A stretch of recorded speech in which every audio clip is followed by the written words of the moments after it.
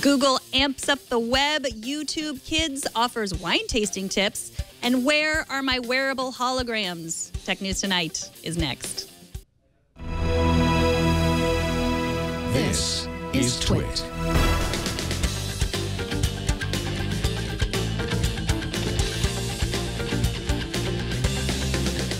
This is Tech News Tonight, episode 440 for Wednesday, October 7th, 2015. This episode is brought to you by Epson's new EcoTank printers. With Epson's new line of SuperTank all-in-one printers, you can print thousands of documents without running out of ink. EcoTank is loaded and ready to print when you are. Visit epson.com/ecotank to find out more. Welcome. I am Megan Maroney. After the break, we'll talk to Ars Technica gaming expert Sam Machkovech about the new Star Wars Battlefront game. But first, let's get to the tech news. The fight for your mobile eyeballs is on. Today, Google stepped into the fray with Accelerated Mobile Pages, or AMP, an open source initiative to improve the way pages load on the web.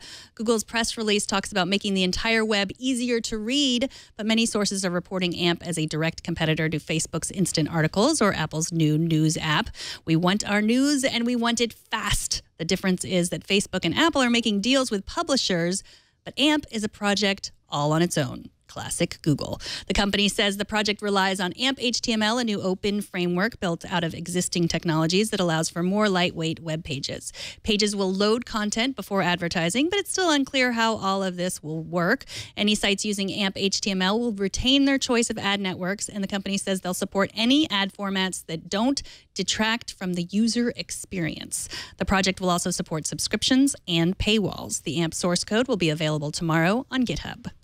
In other Google news, TechCrunch reports that Senator Bill Nelson from Florida is asking Google to do a better job of controlling the content in their YouTube Kids app. Since its release back in February, the app has come under fire from the Campaign for Commercial-Free Childhood, the Center for Digital Democracy, and others. It's also become a playground for industrious YouTubers who try to sneak in references to drugs, alcohol, and sex under the guise of Thomas the Train and Disney Princess videos, and sometimes not even under the guise of anything. On the Senate floor today, Nelson showed off videos from YouTube Kids on how to tie a noose, how to open a beer with another beer, and wine tasting tips that every 4-year-old needs to know. The senator has previously asked for changes in the app, and Google complied with updates to help parents better restrict the type of content a child can access on YouTube Kids. Today, he again wondered why, with Google's considerable technical expertise, why they were not able to provide better filtering. The New York Times says that Chinese hackers have breached Loop Pay. That's the technology that forms the backbone of Samsung Pay. Samsung Pay is the near-field communication, or NFC, payment system that's designed to rival Apple Pay and Android Pay. Criminals hacked into Loop Pay back in March. That's a few months before the company was bought by Samsung. But news of the breach is only breaking now. Now, Samsung responded to the New York Times report, calling it not technically accurate. According to Samsung's chief privacy officer, Darlene Cedrus, the Loop Pay corporate network issue was resolved immediately and had nothing to do with Samsung Pay. In self-driving car news, Volvo today laid out plans to help create federal guidelines for autonomous vehicles. Now, one of the biggest obstacles to the future of robot cars is not technology, but legality. Who takes the blame in the event of an accident? In a speech to be delivered tomorrow at a high-level seminar on self-driving cars organized by Volvo, a chief executive at Volvo plans to say that Volvo will accept full liability whenever one of its cars is in an autonomous mode. And he will say that Volvo regards car hacking as a criminal offense. Now, this is clearly an effort to speed up federal regulations and testing. What do you think? Should car makers be liable for accidents that happen in autonomous cars? Who else would be liable? I've posted this story up on Facebook. If you want to chime in, go to facebook.com/technewstonight. You can post your comment publicly or send a direct message. And if you're not on Facebook, you can also email me at megan@twit.tv. Coming up, how to defuse a bomb and how to reduce anxiety through emoji. But first, this episode is brought to you by Epson. Epson's revolutionary EcoTank line of printers for home and office introduce a new age in printing. The new EcoTank ET4550 50 wireless all-in-one printers uses a refillable ink tank instead of cartridges. It comes with enough ink to print up to 8,500 pages. That's equivalent to about 50 ink cartridge sets. You're loaded and ready to print for up to 2 years. And you can print wirelessly from tablets and smartphones. All EcoTank printers deliver an unbeatable combination of convenience and value with ultra-low-cost replacement ink bottles. Now you have the freedom to print without running out of ink. Visit Epson.com/EcoTank today to transform the way your home, office, or work group prints.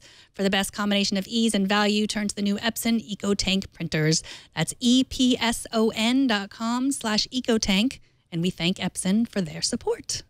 A new open beta for Electronic Arts' newest intergalactic multiplayer shooter starts tomorrow, so anyone on PS4, Xbox One, or a PC can try Star Wars Battlefront Rebel vs. Empire before it launches on November 17th. Joining us to talk about his impressions of his early look at the game is our favorite gaming expert, Sam Machkovech, culture reporter at Ars Technica. Welcome, Sam.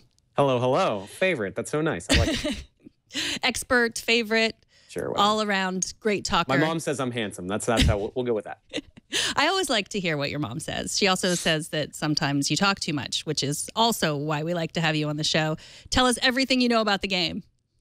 So, Battlefront beta launches tomorrow, and the game is going to be coming out closer to when the big movie comes out. And it is essentially a giant first-person Star Wars game that we have not seen for years. The PlayStation era had, PlayStation 2 eras had some versions of Star Wars in which you and other people would sort of team up together and shoot at everything you could see with little laser blasters. This one is very multiplayer focused, meaning you are going to be teaming up. The gameplay footage you're seeing here is, I was just playing this before Megan rudely interrupted my epic battle against the Empire. Where you and 15 other players do a 16-on-16 battle. This is what's shown right here is a battle at Hoth. It's sort of an asymmetric battle where the Rebels and the Alliance have, the Rebels and the Empire have very specific different tasks. The Empire has these walkers that are storming through and are enjoying their extra power, and they've also got I want to say TIE fighters that fly in to help them out, while the Rebels are calling in their own sort of help and their own sort of, I want to say, I don't know if they've got X-Wings in this one, but different ships on each side that you call in. The problem ends up being, in my experience so far, I want this game to be great because I love the idea of teaming up with friends and shooting at a whole bunch of other Star Wars-themed guys, but you don't get into, at least in this beta, there hasn't been the ability to get into any of these giant machines. There isn't this sort of feeling of, oh, we're in, a modern, crazy PlayStation 4, Xbox One future where we can really get into these machines that look amazing. Instead, you are just a peon running around, and every once in a while, you'll transform into either Luke Skywalker or Darth Vader. That can be the power-up that happens every once in a while where you can sort of rush in temporarily and cause great damage. But ultimately, you end up being this little wimp that runs into what I like to call a controlled half-pipe. You sort of run into these corridors where you just kind of die, where these levels aren't really designed in a way where it's actually about good shooting gameplay.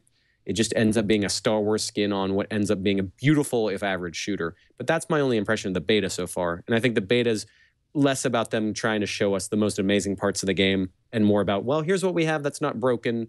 Let's see if our servers will hold up to all of the laser fire that you kids are going to throw on it. And also to build up the hype a little bit, too. That's why they absolutely. Now, I'm just looking on that screen there. I just noticed one of the ships that a guy was actually flying in, and I had not unlocked that yet. You see that right there? That is the thing I think may change my tune about this. So once I get into any of these ships and play a little bit more of the beta, that may absolutely change my impression, and I'll have a lot to say once the game actually comes out, to be fair. So the beta is tomorrow, and then November 17th is when you can get the real game. And there won't be any Force Awakens spoilers if you play this game, right? That's what they're saying, that there's going to be content that's related to The Force Awakens and that there's going to be content that's about The Force Awakens that comes out after that movie comes out. But like any Star Wars game, if you play it, you're going to, if not so much be spoiled, certainly be immersed. It's going to be hard not to see specific vehicles and specific locations. That's how it's always been ever since sort of the episode 1 era when the N64 and the PlayStation were king. And I remember, God, back then, that was when they had the pod racing N64 game. And I remember that came out before the movie came out, and people were giddy about whether that was going to have spoilers or not. And all it ended, it didn't spoil how bad episode 1 was going to be. So. Right. It didn't warn us is what we needed. Exactly. So I have to admit, shooters are not my cup of tea. Do you have anything else to recommend for those of us interested in fewer explosions? Oh, do I ever? I actually just at Ars Technica reviewed what's probably going to be my top party game of the year, certainly in my top 3 in terms of games you can play with a crowd. This one, here's a mouthful, Keep Talking and Nobody Explodes. This is a video game that's a sort of, I like to call a 2-screen game, in that one person will have either a mouse or a controller while looking at a TV screen. And they'll have this very confusing looking bomb that we see on the screen right here, which has a whole bunch of confusing little bits.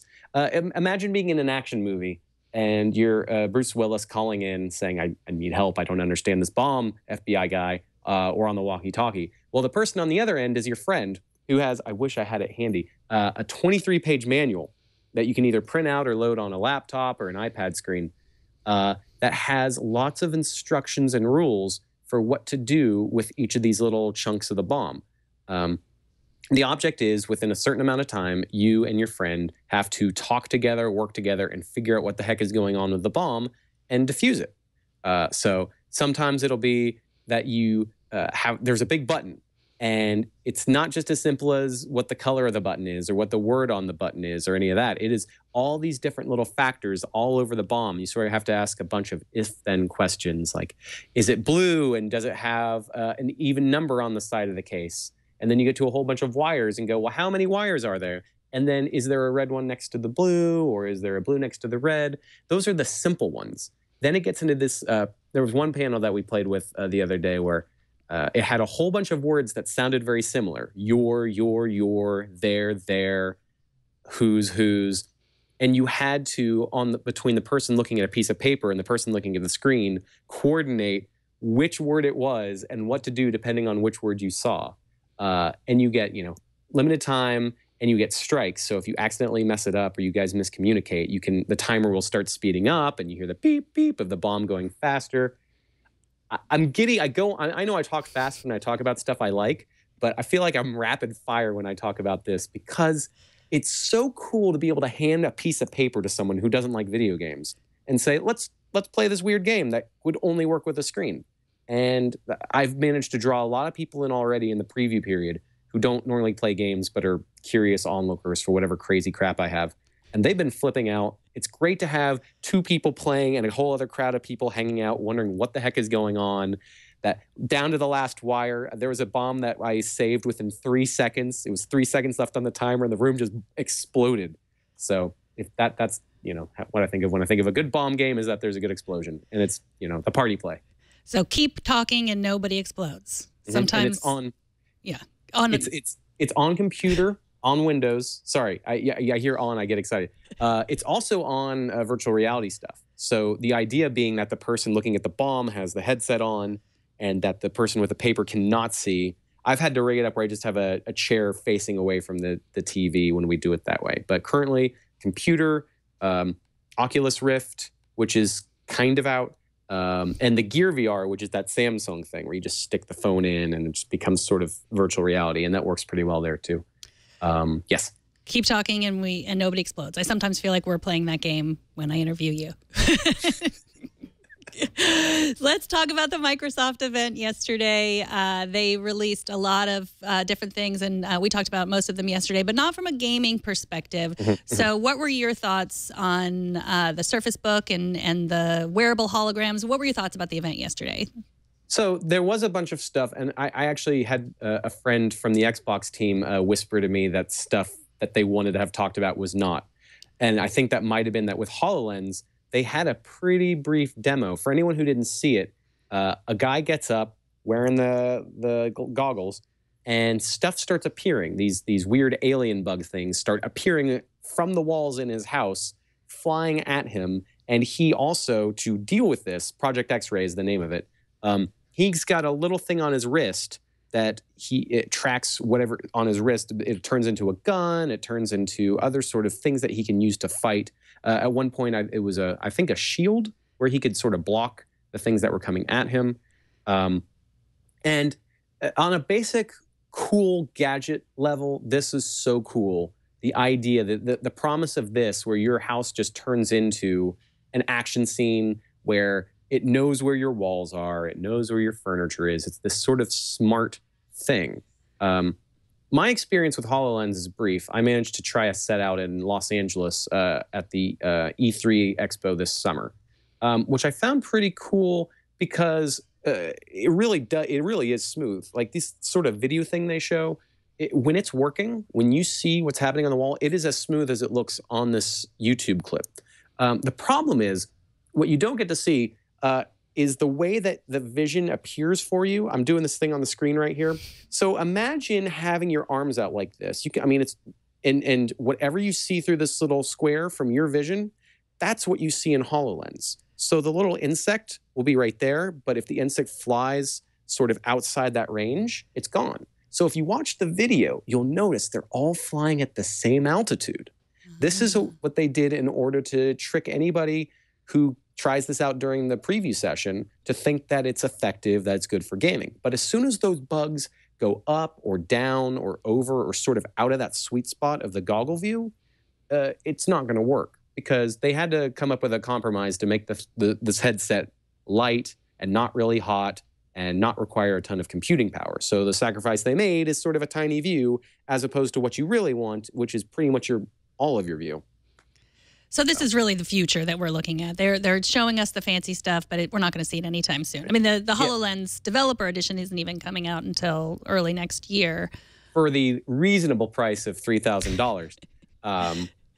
Although it's funny, we at Ars Technica were hoping that the price would be really high, because we think the gaming stuff about it is not as interesting as the architecture, the science, the medical uses. The idea of being able to wear a HoloLens to an architecture site, to an unfinished building, putting the headset on and seeing concepts where the building is going to be, I think that's so much more immediately applicable than this idea of a video game where you can't really see everything around. I think there's the sacrifices that need to be made in the first version. The things that don't work out so well are going to be a lot easier in the architecture, medical, these sort of more academic and space sorting fields. But whenever that does come to fruition, I'm going to be into it. I think that, 5 years from now, I'm going to much rather have a thing that lets me see virtual stuff in my real space as opposed to a headset where I can't see anything but what's in here. I'm terrified of the day in which I wear one of the cool headsets that blocks my vision. I'm going to come to and my whole house will have been robbed because I'll have been in virtual bliss. I swear it's going to happen. I'm not putting out my home address today. So I have one more question to ask you about this. Now, first they were calling it augmented reality versus virtual reality. Now they're using the term mixed reality. What do you think that really means? Why do you think they changed the term? Augmented is a funny word. I don't think they're ever going to get into Best Buy and convince anybody that augmented reality is anything other than whatever's at the sci-fi shelf.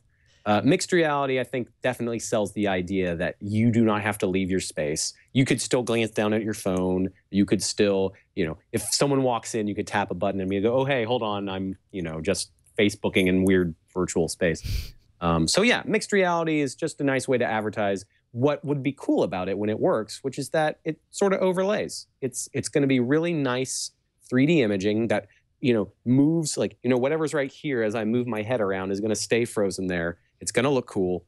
It's just a few more years until that feeling of how much you can see, how heavy and how hot the headset is. That's stuff that's going to get whittled down. But, I'm very excited. I was a VR and MR doubter 2 years ago, and now I've totally drunk the Kool-Aid. Well, Sam, thank you so much for joining us. Sam Machkovech is the culture reporter from Ars Technica at SamRed on Twitter. It's always a pleasure to have you on. Thanks so much, Sam. Thanks, Megan. I'm going to go unlock all the things that I haven't gotten in Star Wars yet. Awesome. All right. Bye, guys. Take care. And finally tonight, some news about texting. Do you want the good news first or the bad news first? That's what I thought. The bad news is that according to September's issue of Computers and Human Behavior, texting can increase anxiety. Here's the good news. According to an article in Popular Science magazine, using emoji can help. Now, you would think that texting would reduce anxiety because you can give some thought to what you're going to text before you text it. You don't have to be with real people. But the anxiety comes in with how we interpret the messages that are texted to us, often without context. The study says that computer-mediated communication leaves people susceptible to anxiety-provoking interpretations of the messages they are receiving. You know, like when you get that text that says, call ASAP, and you immediately assume it's the zombie apocalypse. If you'd like to help the recipients of your text reduce anxiety, provide as much context as you can in your text message. How? With emoji, of course. Which brings me to my next point. We really need a zombie apocalypse emoji. We do. That's it for this edition of Tech News Tonight. You can subscribe to the show at twit.tv/TN2. You can write to us at tn2@twit.tv, and you can watch live every weekday at 4 p.m. Pacific. And don't miss our morning news program, Tech News Today, every weekday at 10 a.m. Pacific, 1 p.m. Eastern. I'm Megan Maroney. Thanks for watching. Bandwidth for Tech News Tonight is brought to you by CashFly.com.